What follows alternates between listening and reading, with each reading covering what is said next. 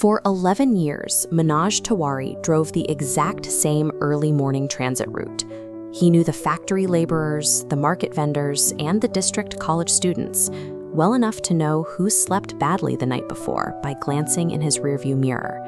It was an unremarkable Wednesday morning, his bus roughly 3/4 full. Then, crossing the old iron bridge over the Kalindi River, he felt a low, grinding groan rise up from beneath the bus's wheels. The deep, violent vibration through the steering column didn't match any loose expansion joint he had felt in a decade of driving. Manoj didn't know it yet, but the iron bridge was giving way beneath him. The structure was fatigued, and he had a maximum of 4 seconds to react before the center span completely collapsed. This diagram shows the physics of a failing bridge span. Every instinct Manoj had honed over a decade of defensive driving screamed at him to slam on the brakes at the first sign of danger. But reacting to that instinct would leave his heavy bus stranded directly over the failing section. There is no time to consciously weigh the physics of momentum against structural integrity in 4 seconds. A calculation that complex has to be made entirely by physical instinct. Manoj ignored his defensive training. He pressed the accelerator flat against the floorboard, committing the bus entirely to crossing the remaining distance to solid ground on the opposite bank. Less than 2 seconds after the bus's rear wheels cleared the iron grate, the center span folded into the water below. Passengers described the sound as an enormous, groaning exhale of twisting metal, kicking up a blinding cloud of dust and spray. Manoj managed to bring the bus to a controlled stop on the far bank.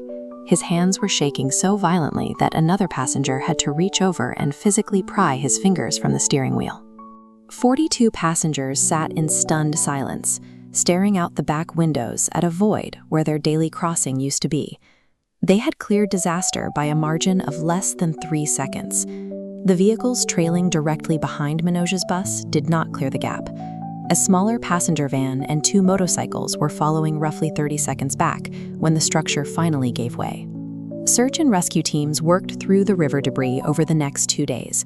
They pulled a few survivors from the water, but ultimately recovered 11 bodies from the wreckage. Local and national reporters quickly flooded the district. They were eager to crown Manoj the sole savior of 42 lives, asking him repeatedly to describe his split-second decision in a way that fit a clean, comfortable narrative of individual bravery. People want to believe a hero can outsmart any crisis. But that narrative obscures a terrible, arbitrary reality. 11 people died simply because their morning commute placed them 30 seconds further back on the road. Manoj entirely wrote, "I didn't save anyone through wisdom or bravery. I think it makes me lucky, in the cruelest possible way." 11 years of navigating that exact stretch of concrete and iron had built a deep physical familiarity into his hands. His muscle memory responded to the wrong kind of vibration before his conscious brain could even register the threat. He insisted the attention belonged on an 18-month-old engineering report. Inspectors had formally evaluated the bridge and explicitly recommended immediate repairs. The warning was buried under delayed maintenance logs and shifting rural infrastructure budgets. This chart tracks how administrative delays compounded. As bureaucratic paperwork accumulated, the physical integrity of the iron supports rapidly decayed. Deferred decisions cascaded downward until the weight of that negligence collapsed into a 4-second window. Negligence at the top left the survival of 42 people to the accidental training of a single driver's hands. Manoj's blank refusal to accept the spotlight worked. His unglamorous honesty redirected national public outrage directly onto the district infrastructure office. Under intense scrutiny, the local government finally released the funds to rebuild the crossing, replacing the fatigued iron with a fully modernized, structurally sound bridge.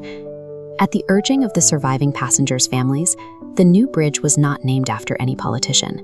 It was dedicated entirely to the 11 people who died, accompanied by a small, modest plaque acknowledging the driver who kept the death toll from climbing higher. Public accountability turned a headline about survival into a permanent physical correction of the system's failures. Once the new bridge opened, Manoj returned to the driver's seat.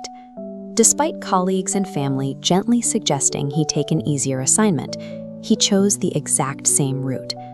He told his wife that continuing his shift was the only concrete way he had to honor the lives lost. He wanted to ensure that whoever drove those passengers across the river intimately understood the consequences of the journey. Today, the Transit Authority formally accommodates a new routine for Manoj. He personally reviews every structural integrity report for the new bridge before he ever puts his keys in the ignition. True responsibility remains in the quiet, unglamorous weight of holding 42 lives in your hands every morning, a commitment that persists long after the 4 seconds of crisis have passed.